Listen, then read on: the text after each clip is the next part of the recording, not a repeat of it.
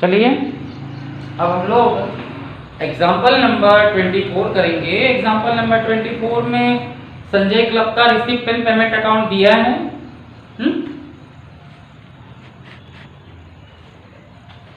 Example 24 जिसमें Sanjay club का receipt and payment account दिया है और आपको इनकम एंड एक्सपेंडिचर अकाउंट बनाना है। ये थोड़ा सा बड़ा क्वेश्चन है, देन इस पे ध्यान दीजिए।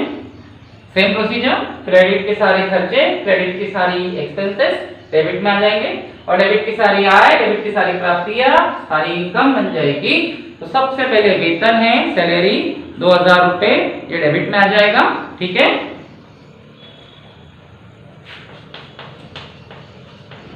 ₹2000 डेबिट में आ गया। ठीक है, अब इस पर एक एडजस्टमेंट, अब इस पर जो एडजस्टमेंट है वो थोड़ा कंफ्यूज करने वाला है। मैंने आपको क्या बोला था कि अदत्त वेतन, आउटस्टैंडिंग सैलरी, मतलब सैलरी देना बाकी है, इसको हम प्लस करेंगे, डेफिनेटली प्लस करेंगे। लेकिन यहाँ एक थोड़ा सा घुमाने वाला पॉइंट आ गया, कंफ्यूज करने वाला पॉइंट आ गया। आप देखोगे तो अदत्त वेतन, आउटस्टैंडिंग सैलरी 2 बार दिया है, 2 बार। ठीक है, ध्यान से देखोगे तो अदत्त वेतन, आउटस्टैंडिंग सैलरी 31 दिसंबर 2017, 31 दिसंबर 2017 यानी साल जब खत्म हो रहा है तब की दी है 400 रुपए। ठीक है, और 1 जनवरी 2017, 1 जनवरी 2017 को वो दिया है 200 रुपए। मतलब अदत्त वेतन 2 बार दिया है, आउटस्टैंडिंग सैलरी 2 बार दिया है। सैलरी आउटस्टैंडिंग, वेतन अदत्त है मतलब सैलरी देना बाकी है। ये एक समायोजन है, एडजस्टमेंट। और कोई भी समायोजन, कोई भी एडजस्टमेंट साल के एंड में आता है, खाते बनाते समय, अकाउंट्स बनाते समय, और उसका वही प्रभाव पड़ता है, वही इफेक्ट पड़ता है जो रूल में है। जैसे बोला हो चाहे ना बोला हो, आप लोगों के कोई भी समायोजन 31 दिसंबर, 31 दिसंबर के ही दिन माने जाएंगे। लेकिन अगर कोई समायोजन, अगर कोई एडजस्टमेंट 1 जनवरी का हो तो उसका उल्टा प्रभाव पड़ेगा, उल्टा इफेक्ट पड़ेगा। जैसे प्लस की जगह उसको माइनस करेंगे। तो जो 31 दिसंबर की आउटस्टैंडिंग सैलरी है, अदत्त वेतन, उसको हम प्लस करेंगे क्योंकि ये ऑलरेडी प्लस ही होता है। और जो 1 जनवरी का अदत्त वेतन है, साल की शुरुआत का, वो इस साल का नहीं है, पिछले साल का है, तो उसको हम माइनस करेंगे। ठीक है, वो 200 रुपए है। आप लिखते ना 31 दिसंबर का और ये 1 जनवरी का। ठीक है, इस टाइप से आपकी सैलरी आ जाएगी। बोलने का एक ही मतलब है कि आउटस्टैंडिंग कोई भी चीज 31 दिसंबर की हो, 31 दिसंबर की हो मीन्स 31 दिसंबर की ही होती है, उसको प्लस करेंगे जैसा हमेशा करते हैं। लेकिन अगर वही समायोजन, वही एडजस्टमेंट 1 तारीख के साथ आए तो वो उल्टा इफेक्ट करेगा, मतलब उसको प्लस नहीं करेंगे, माइनस कर देंगे। ठीक है, उसके बाद विद्युत व्यय, इलेक्ट्रिक एक्सपेंसेस डेबिट में आ जाएगा और इलेक्ट्रिक एक्सपेंसेस 150 है, 150। उसके बाद किराया, रेंट डेबिट में आ जाएगा और ये है आपका 400 रुपए, 400। उसके बाद लेखन सामग्री, स्टेशनरी 250 रुपीज डेबिट में आ जाएगा।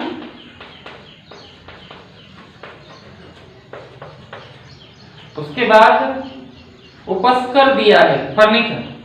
भाई फर्नीचर हमारी असेट्स है, फर्नीचर नहीं आता, लेकिन फर्नीचर का डेप्रिसिएशन आता है। ठीक है, तो एक बात का ध्यान रखें आप लोग, यहां पहली बार फर्नीचर खरीदने की तारीख दी है 1 जुलाई 2017, 1 जुलाई 2017। मतलब ये फर्नीचर 1 जुलाई को खरीदा गया। पिछला साल याद कीजिए आप लोग, 11वीं क्लास में डेप्रिसिएशन आपने किया था।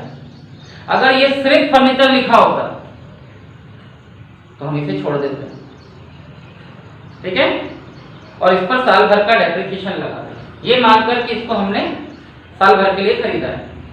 यहाँ फर्नीचर खरीदा जरूर है लेकिन 1 जुलाई को, और 1 जुलाई से 31 दिसंबर तक 6 महीने होते हैं। और आपको याद होगा 11वीं क्लास में जो संपत्ति, जो असेट्स 6 मंथ के लिए खरीदी जाए उस पर डेप्रिसिएशन 6 महीने का लगता है। तो ये फर्नीचर आएगा, बट इस फर्नीचर नहीं आएगा, बट इसका डेप्रिसिएशन आएगा और इस फर्नीचर का 6 महीने का, 6 मंथ का डेप्रिसिएशन आएगा। ठीक है, फिलहाल फर्नीचर नहीं आएगा, इसको छोड़ दो। उसके बाद विनियोग, इन्वेस्टमेंट, ये भी नहीं आता है। ये भी हमारी असेट्स है, लेकिन इसका इंटरेस्ट आता है ब्याज क्रेडिट में इनकम बनकर, उसकी भी डेट दी हुई है। जब मैं कैलकुलेट करूंगा तो डेट के हिसाब से करूंगा। आगे अन्य व्यय है, अदर एक्सपेंसेस डेबिट में आएगा। अभी जो अदर एक्सपेंसेस हैं वो आपको दिए 500 रुपीज, 500 रुपए हो गया। और उसके बाद आप लोगों का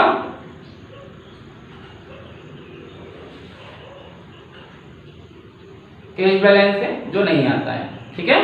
तो मैंने दो चीजें छोड़ दी है, फर्नीचर और इन्वेस्टमेंट, लेकिन फर्नीचर का डेप्रिसिएशन डेबिट में आएगा और इन्वेस्टमेंट का इंटरेस्ट क्रेडिट में आएगा, ठीक है। और अब मैं क्रेडिट की चीजों को डेबिट में ला रहा हूँ। क्रेडिट की सबसे पहली चीज रोकड़ शेष कैश बैलेंस, सॉरी मैं क्रेडिट की चीजें डेबिट में आ गई, अब डेबिट की चीजें क्रेडिट में जाएगी। तो सबसे पहले रोकड़ शेष कैश बैलेंस नहीं आएगा। प्रवेश शुल्क एंट्रेंस फीस 200 रुपए दिया है और इसके ऊपर किसी प्रकार का कोई एडजस्टमेंट नहीं है, इसलिए ये इनकम बनकर क्रेडिट में आ जाएगा।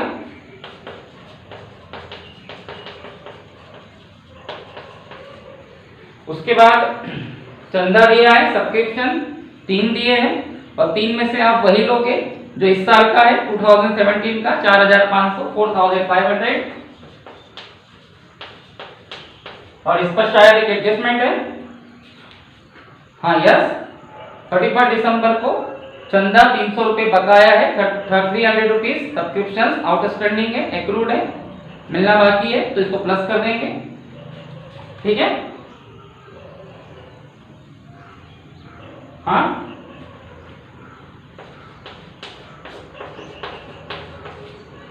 उसके बाद आप लोगों को दिया है विनियोग का ब्याज, इंटरेस्ट ऑन इन्वेस्टमेंट, ये क्रेडिट में आएगा, ये आपकी इनकम है।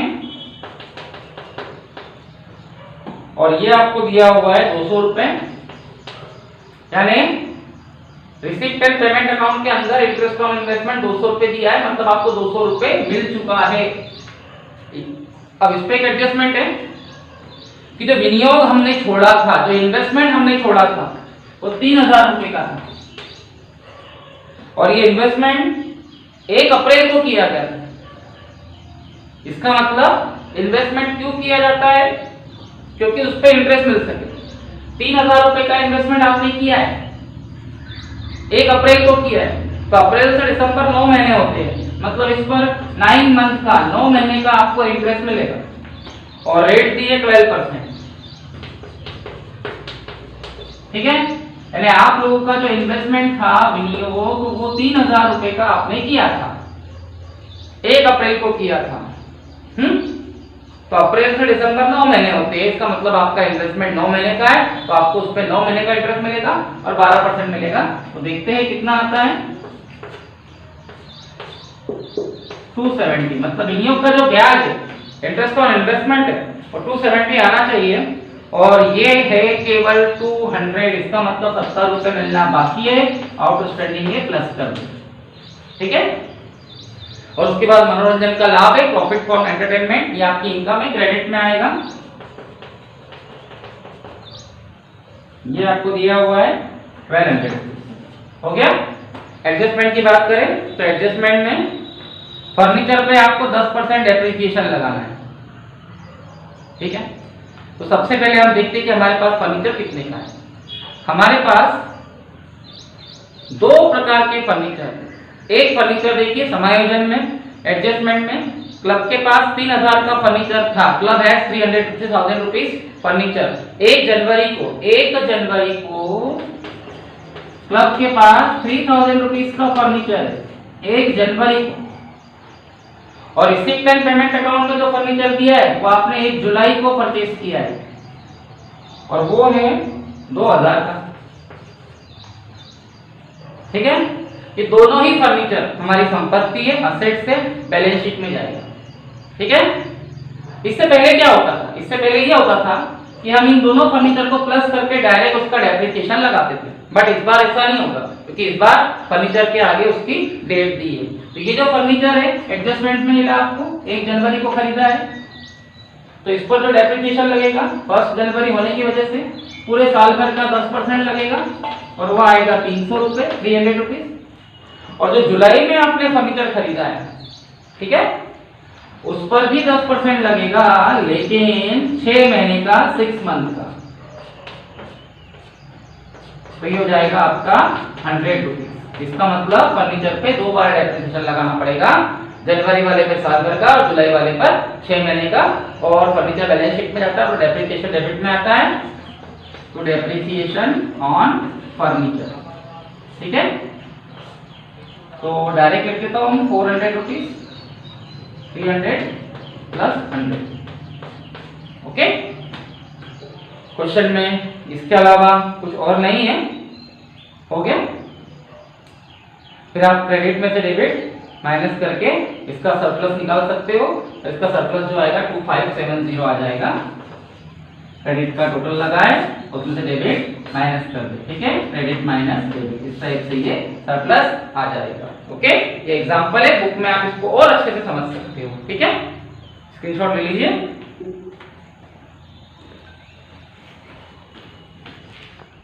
चलिए एग्जांपल नंबर 25, ये आपका लास्ट एग्जांपल है।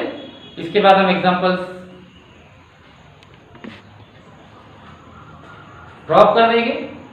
जितने एग्जांपल्स मैं आपको करवा रहा हूं उतने कीजिए, और जितने क्वेश्चंस मैं आपको करवा रहा हूं मैं एक बात और आपको समझा दे रहा हूं। इस चैप्टर से हम लोग उन्हीं क्वेश्चंस को कर रहे हैं और उन्हीं एग्जांपल्स को कर रहे हैं जो इनकम एंड एक्सपेंडिचर और रिसीप्ट एंड पेमेंट अकाउंट के हैं, प्राप्ति भुगतान और आय व्यय खाते के। बाकी के जो बचे हुए क्वेश्चन है वो फॉर्मेलिटी, औपचारिकता है, ठीक है। उसका कोई इतना बोर्ड के पॉइंट ऑफ व्यू से इंपॉर्टेंट नहीं है। इंपॉर्टेंट केवल income and expenditure, receipt and payment account, ठीक है।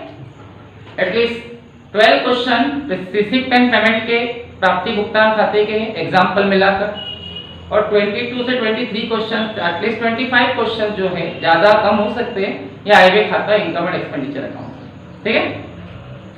एग्जाम्पल नंबर 25, चांदनी क्लब का 31 दिसंबर 2017 को प्राप्ति भुगतान खाता, रिसीप्ट एंड पेमेंट अकाउंट दिया है, ठीक है। और आपको आय व्यय खाता, इनकम एंड एक्सपेंडिचर अकाउंट बनाना है। सेम प्रोसीजर, क्रेडिट के सारे भुगतान, पेमेंट डेबिट में आ जाएंगे एक्सपेंडिचर बनकर, और डेबिट की सारी प्राप्ति या रिसीप्ट क्रेडिट में चली जाएगी इनकम बनकर, सॉरी इनकम बनकर, ठीक है। तो सबसे पहले वेतन है, सैलरी 3000 रुपए डेबिट में आ जाएगा, 3000 रुपीज। और इसके ऊपर एक एडजस्टमेंट है कि सैलरी में 1000 रुपीज इंक्लूडेड है पिछले साल के, लास्ट ईयर के, गत वर्ष के, प्रीवियस ईयर के। मैंने बोला था इस साल का मिलना बाकी है, प्लस कर दो। अगला और पिछला सम्मिलित है, इंक्लूड है, उसको माइनस कर दो। तो सैलरी में 1000 रुपए पिछले साल के शामिल है, इंक्लूड है, उसको माइनस कर दो। लिख देना है लास्ट ईयर, तो ये 2000 रुपए, 2000 रुपीज हो गया। उसके बाद मजदूरी है, वेजेस, डेबिट में आएगा,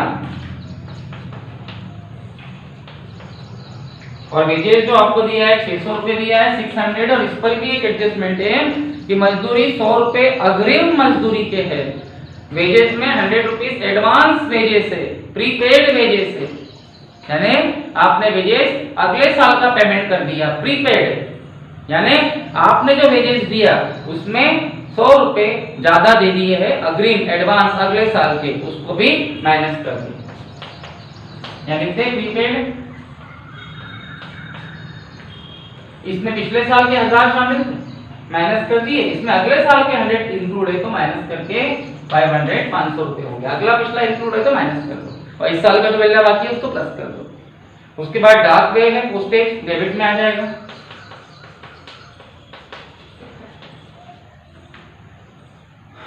₹200, 200 रुपीज।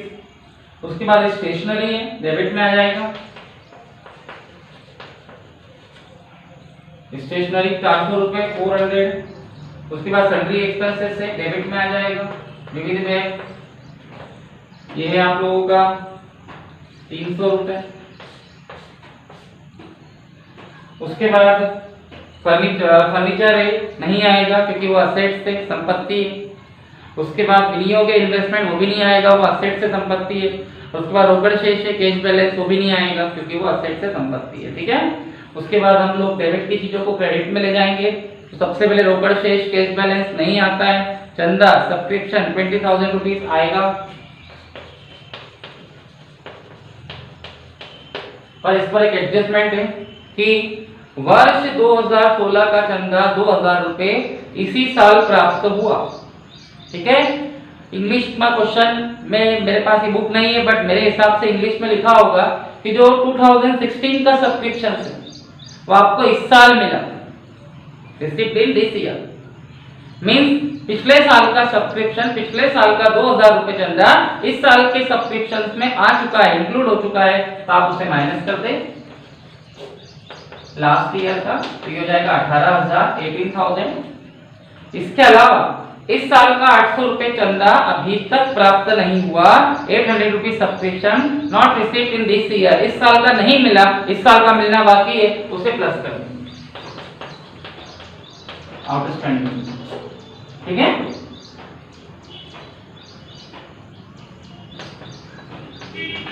और एक एडजस्टमेंट है, और 2018 का 1,000 चंदा 2017 में प्राप्त हो गया, 2018 का 1,000 सब्सक्रिप्शन 2017 में मिल गया, मतलब अगले साल का 1,000 रुपीज इसमें इंक्लूड है, तो उसको भी क्या कर देंगे, माइनस कर देंगे। इसका मतलब आपका जो चंदा था सब्सक्रिप्शन, उसमें पिछले साल का 2,000 शामिल था, उसको माइनस कर दिया, अगले साल का 1,000 शामिल था, उसको भी माइनस कर दिया, और जो इस साल का मिलना बाकी था 800 रुपए, उसको प्लस कर दिया। जो मैं आपको रूल बताते आ रहा हूँ वही रूल के हिसाब से हमने इसे आगे बढ़ाया है। ठीक है, आगे है दान, डोनेशन, ये क्रेडिट में आएगा, और ये 10,000 है, 10,000 है। ठीक है,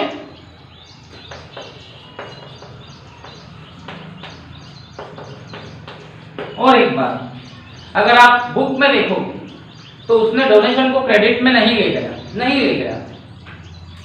देखिए, मैंने आपको एक बात समझाई, अगर किसी खर्चे को पूंजीगत मानने को कहे, कैपिटलाइज, तो हम उसे इनकम एंड एक्सपेंडिचर अकाउंट में नहीं ले जाते, और बिना बोले सारे इनकम और सारे खर्चे आयगत होते हैं, मींस रेवेन्यू। अब दान के ऊपर, डोनेशन के ऊपर कोई भी समायोजन, कोई भी एडजस्टमेंट नहीं है। इसे पूंजीगत मानना है कि आयगत, कैपिटलाइज मानना है कि रेवेन्यू, तो हम दान को, डोनेशन को आयगत मानकर, रेवेन्यू मानकर, सामान्य आय मानकर, नॉर्मल इनकम मानकर क्रेडिट में ले जाएंगे। शायद बुक वाला उसे स्पेशल डोनेशन, विशेष चंदा मान रहा है, इसलिए छोड़ रहा है, बट मैं बिना इंफॉर्मेशन के इसे आयगत मानूंगा, रेवेन्यू। ठीक है, हो सकता है हमारे आंसर पे फर्क पड़े। देखिए, दान के बारे में, डोनेशन के बारे में किसी प्रकार का कोई समायोजन, कोई एडजस्टमेंट ना होने की वजह से मैं दान को, डोनेशन को इनकम मानकर क्रेडिट में ले जाऊंगा, ये मेरी थिंकिंग है। अब बुक वाला उसे नहीं ले जा रहा है, ये उसकी थिंकिंग है, बट हम डोनेशन को आयगत मानेंगे, रेवेन्यू। आप यहाँ लिख दीजिए कि ये रेवेन्यू मीन्स आयगत, तो आपकी क्वेश्चन पे असर पड़ेगा, बट चेक करने वाला आपको नंबर कट नहीं करेगा, क्योंकि आपने उसे आयगत मानना है, हमारी थिंकिंग होती है। ठीक है, आगे है प्रवेश शुल्क, एंट्रेंस फीस, ये क्रेडिट में आएगा। ठीक है, ये आपकी इनकम है, और इसके ऊपर भी कोई एडजस्टमेंट नहीं है, मतलब इसे आयगत मानेंगे, रेवेन्यू। आजीवन सदस्यता शुल्क, लाइफ मेंबरशिप फीस, ये भी आपकी इनकम है, ये भी क्रेडिट में जाएगा, बट इस पर एक एडजस्टमेंट है कि इसका पूंजीयन करना है, इस टू बी कैपिटलाइज, मतलब ये नहीं आएगा, ये देखो ये नहीं आएगा। ठीक है, इसको कैपिटलाइज करने का बोला था, पूंजीकृत करने का बोला था, तो ये नहीं आएगा, इसको छोड़ देंगे। और आखिरी में हॉल के किराए से प्राप्ति, रिसीव फ्रॉम हॉल रेंट, आपने अपने एसोसिएशन का हॉल किराए से दे दिया, आपको इनकम मिली, क्रेडिट में आएगा। बाय हॉल रेंट, आप शॉर्टकट लिख सकते हो, ये आप लोगों का 1,200 रुपये, 1,200 रुपीज हो गया। इसके बाद एडजस्टमेंट की बात करें तो नीचे देखिए आप, 1 जनवरी को आपको फर्नीचर 2,000 का दिया है, और रिसिप्ट एंड पेमेंट में फर्नीचर 8,000 का दिया है। तारीख न दी होने की वजह से हम उसको भी साल भर का मानेंगे। 1 जनवरी को फर्नीचर आपको 1,000 रुपीज का दिया है, 2,000 का दिया है, और आय व्यय प्राप्ति भुगतान खाता रिसिप्ट एंड पेमेंट में आपको फर्नीचर 8,000 का दिया है। कुल मिला के आपके पास 10,000 का फर्नीचर हो गया। तो डेप्रिसिएशन फर्नीचर पे लगेगा 10,000 का 10% और वो आएगा 1,000 रुपए।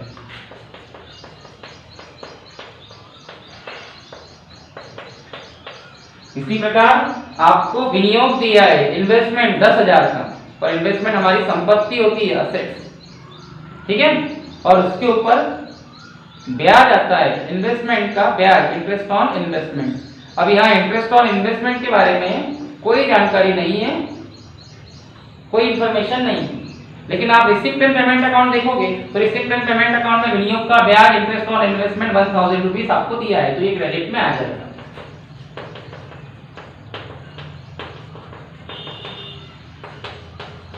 ठीक है, उसके बाद भवन दिया है बिल्डिंग 30,000 की, वो तो बैलेंस शीट में जाएगी, लेकिन बिल्डिंग पर जो 8% डेप्रिसिएशन लगेगा वो डेबिट में आ जाएगा, depreciation on building.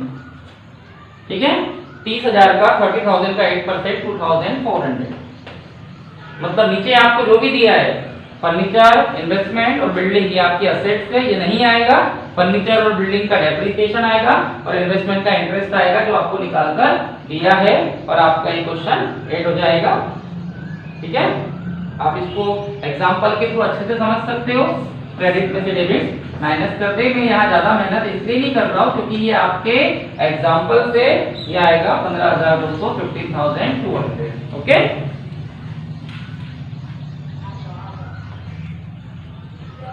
Good morning student, आप लोगों का फर्स्ट लेसन अब प्रैक्टिकली कंप्लीट हो गया है। अब मैं आपको इस चैप्टर की थ्योरी के बारे में कोई इन्फॉर्मेशन दूंगा। आप सभी लोग ध्यान से देखें। आपको सबसे पहले वेरी शॉर्ट में कुछ थ्योरीज पढ़नी है बुक से। अगर आपके समझ में ना आए तो मैं आपको इसे वीडियोस के थ्रू समझा दूंगा।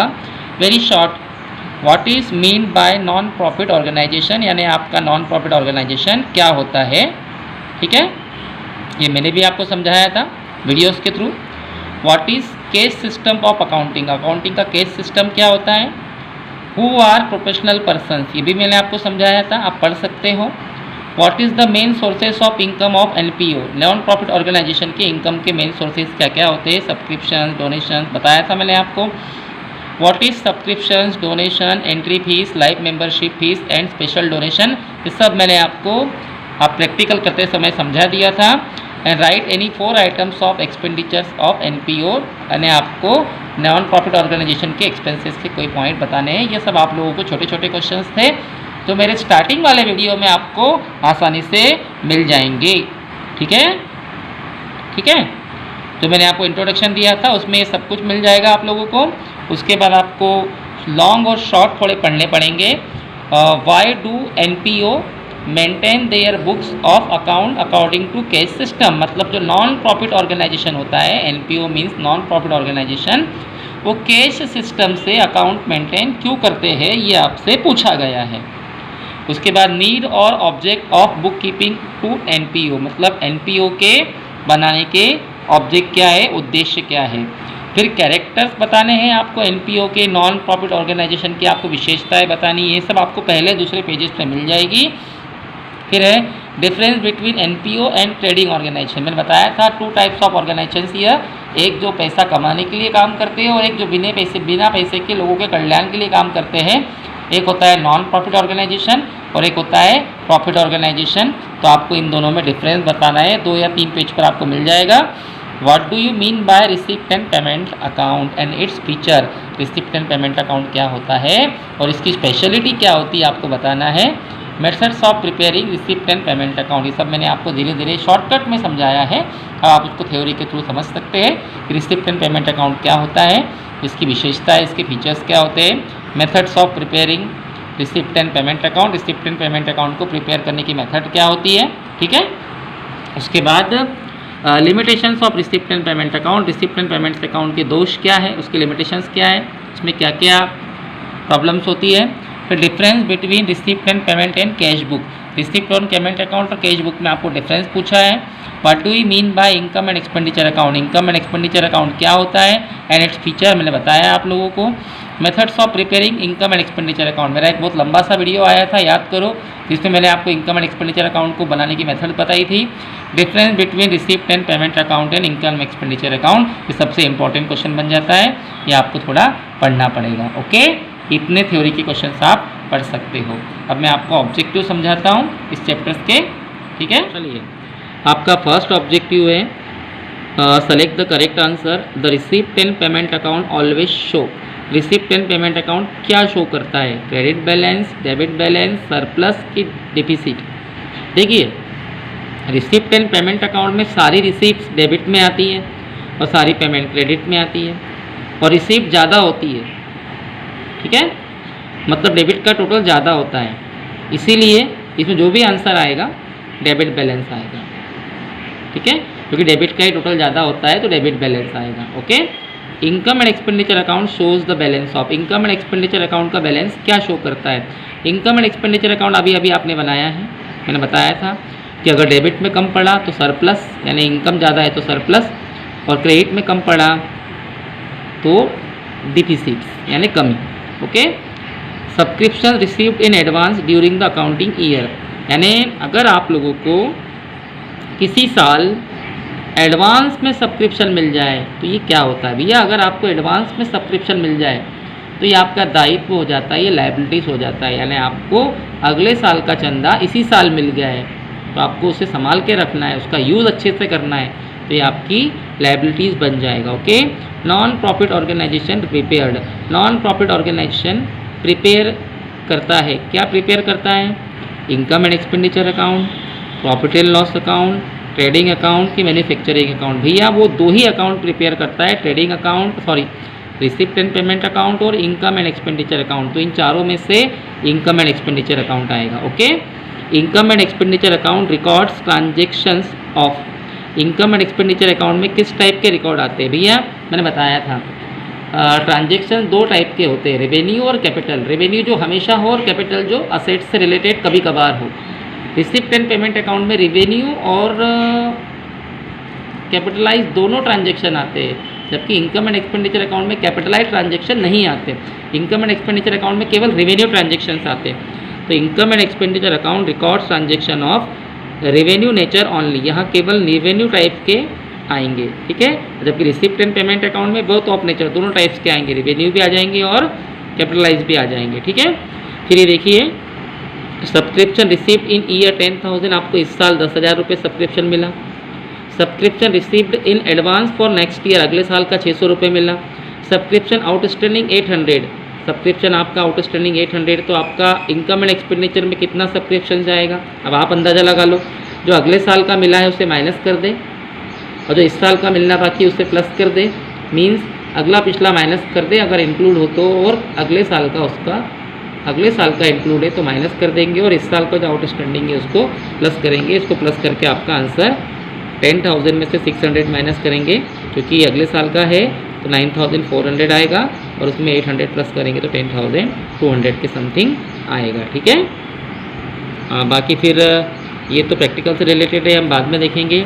इसके बाद आप फिल इन द ब्लैंक्स पे आ जाइए, ये आपके फिल इन द ब्लैंक्स हैं, ठीक है। Closing balance of receipt and payment account represented. Receipt and payment account का क्लोजिंग बैलेंस क्या कहलाता है, ठीक है। तो सबसे पहले मुझे आप ये बताइए कि रिसिप्ट एंड पेमेंट अकाउंट में बैलेंस कैसे निकलता है? रिसिप्ट एंड पेमेंट अकाउंट में बैलेंस निकलता है डेबिट में से क्रेडिट माइनस करके। डेबिट का टोटल लगाया जाता है, उसमें से क्रेडिट माइनस किया जाता है, थोड़ा वीडियो में प्रॉब्लम है देख लीजिए, और लास्ट में जो बैलेंस आता है वो कैश बैलेंस होता है, क्लोजिंग कैश बैलेंस, मतलब इतना पैसा आपके पास साल के एंड में बच गया, ठीक है। तो closing balance of receipt and payment account is represented closing cash और बैंक बैलेंस, ठीक है। Expenditure is show on side of income and expenditure account. बताइए इनकम एंड एक्सपेंडिचर अकाउंट में एक्सपेंडिचर किस साइड में आते हैं? डेबिट साइड में, ठीक है। Represent the excess of assets over liabilities, इसका मतलब होता है excess of assets over liabilities, यानी असेट्स ओवर लाइबिलिटीज़, असेट्स ज़्यादा है और लाइबिलिटीज़ कम है, तो ये कैपिटल फंड आएगा। ये फिलहाल रहने दें क्योंकि हमने बैलेंस शीट प्रिपेयर नहीं करी है। आगे है a receipt and payment account makes no distinctions between blank and blank item, ठीक है। इसका मतलब है कि रिसिप्ट एंड पेमेंट अकाउंट कौन कौन से आइटम में भेदभाव नहीं करता, तो भैया वो रेवेन्यू और कैपिटल में भेदभाव नहीं करता, क्योंकि रिसिप्ट एंड पेमेंट अकाउंट में रेवेन्यू और कैपिटल दोनों प्रकार के ट्रांजेक्शन आते हैं। तो इसका आंसर आएगा रेवेन्यू एंड कैपिटल, ठीक है। Receipt and payment account is summary of cash transaction. Receipt and payment account में केवल कैश नंबर आते हैं, कैश ट्रांजेक्शन आते हैं। मैंने बताया था कि receipt and payment account cash book का ही एक छोटा रूप होता है, कैश बुक का ही एक स्मॉल पार्ट होता है। इसीलिए receipt and payment account receipt and payment account is the summary of cash transaction. Receipt and payment account में केवल कैश ट्रांजेक्शन आते हैं, ठीक है। Non profit organisation keep their account on the basis of cash system. Non profit organisation अपने account cash system पे बनाता है, क्योंकि इनके पास सारे लेन देन, सारे ट्रांजेक्शन नगद ही होते हैं, ठीक है। फिर only revenue income and expenses of current year are recorded in blank account. ऐसा कौन सा अकाउंट है जिसमें केवल रेवेन्यू चीज़ें आती है और करंट ईयर की ही आती है? Income and expenditure account. Income and expenditure account में केवल रेवेन्यू चीज़ें आती है और करंट ईयर की ही आती है, जबकि रिसिप्ट एंड पेमेंट अकाउंट में किसी भी साल की चीज़ें आ जाती है और रेवेन्यू और कैपिटलाइज दोनों आ जाती है, ठीक है।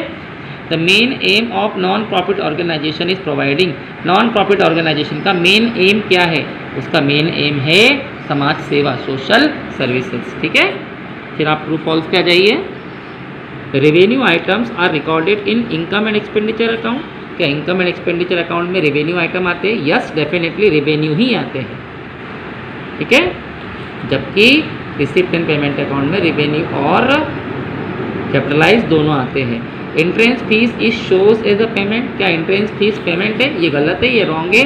एंट्रेंस फीस हमें हमारे क्लब के नए मेंबरों से मिलती है, तो ये हमारी इनकम है, ये पेमेंट नहीं है।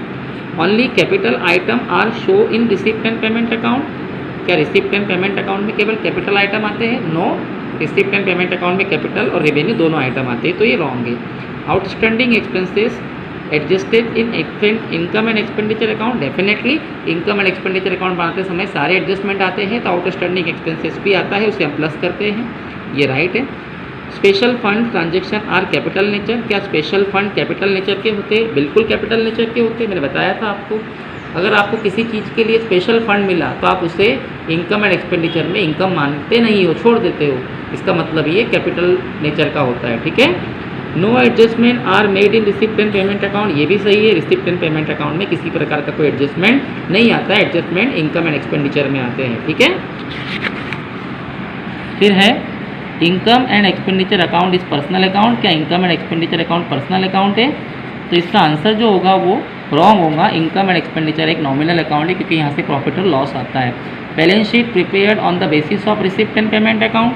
क्या रिसिप्ट एंड पेमेंट अकाउंट के बेस पर बैलेंस शीट बनती है? ये गलत है। रिसिप्ट एंड पेमेंट अकाउंट के बेस पर इनकम एंड एक्सपेंडिचर अकाउंट बनता है और इनकम एंड एक्सपेंडिचर के बेस पर बैलेंस शीट बनती है, ये रॉन्ग है, इसका ध्यान रखना, ठीक है।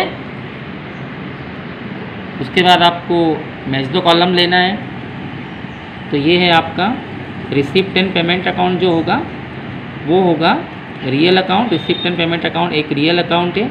Record of special donation. Special donation क्या होता है? स्पेशल डोनेशन जो होता है लायबिलिटी होता है, क्योंकि हमें किसी चीज़ के लिए स्पेशल डोनेशन मिला है तो हमें उसे संभाल के रखना जरूरी होता है, ठीक है। उसके बाद इनकम एंड एक्सपेंडिचर अकाउंट क्या होता है? जो इनकम एंड एक्सपेंडिचर अकाउंट होता है वो नॉमिनल अकाउंट होता है। हर वो अकाउंट नॉमिनल अकाउंट होता है जहाँ से प्रॉफिट और लॉस आए। Excess of expenditure over income. Excess of expenditure मतलब एक्सपेंडिचर ज़्यादा है, इनकम कम है, तो ये डिफिसिट्स कहलाएगा, कमी, और इनकम ज़्यादा है तो सरप्लस कहलाता है। Endowment fund. एंडोनमेंट फंड जो होता है ये, अब आप बोलेंगे सर ये एंडोनमेंट फंड क्या होता है, आपने तो सिखाया नहीं है।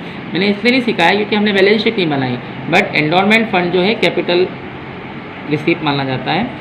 Doctor surgeon. डॉक्टर और सर्जन जो होते हैं प्रोफेशनल पर्सन्स होते हैं, ये लोगों की मदद करते हैं बट उनसे पैसे भी लेते हैं। School college non profit organisation होते हैं। फिर है does not show economic status, ठीक है, मतलब जो इकोनॉमिक स्टेटस नहीं बताता वो है आपका receipt and payment account. Receipt and payment account आपका इकोनॉमिक स्टेटस नहीं बताता, वो सिर्फ आपके पास आए हुए पैसे और गए हुए पैसे को बताता है, आपका स्टेटस नहीं बताता, ठीक है। फिर है तो closing balance of receipt and payment account show. Receipt and payment account का क्लोजिंग बैलेंस क्या बताता है? रिसिप्ट एंड पेमेंट अकाउंट का क्लोजिंग बैलेंस हमें बताता है कि हमारे पास कितना पैसा बच गया, मीन्स कैश बैलेंस। ठीक है। Before preparing in the balance sheet calculated, मतलब बैलेंस शीट प्रिपेयर करने के पहले क्या कैलकुलेट किया जाता है? तो उसका आंसर आएगा कैपिटल फंड। ये मैंने आपको नहीं बताया इसलिए आपके दिमाग में अभी नहीं आएगा, तो बैलेंस शीट बताओगा तब आ जाएगा। The major sources of non profit organisation इस नॉन प्रॉफिट ऑर्गेनाइजेशन का मेन सोर्सेज क्या है? सब्सक्रिप्शन है। उसे सब्सक्रिप्शन मिलता है तभी तो लोगों की सेवा करता है। The main purpose of non profit organisation, non profit organisation का मेन पर्पस क्या होता है? मेन पर्पस होता है लोगों की सेवा करना, सोशल वर्क। ठीक है, सर्विस मोटिव या सोशल वर्क लिख सकते हैं आप। Item not recorded in receipt and payment account. Receipt and payment account में कौन से आइटम नहीं आते? रिसिप्ट एंड पेमेंट अकाउंट में केवल वही आइटम आते हैं जो कैश से रिलेटेड हो, मतलब जो कैश से रिलेटेड नहीं है वो आइटम नहीं आते, मतलब इसका आंसर आएगा नॉन कैश। ठीक है। By which account help the income and expenditure account is prepared. Income and expenditure account किसके हेल्प से प्रिपेयर किया जाता है? तो income and expenditure account receipt and payment account की हेल्प से प्रिपेयर किया जाता है। ठीक है।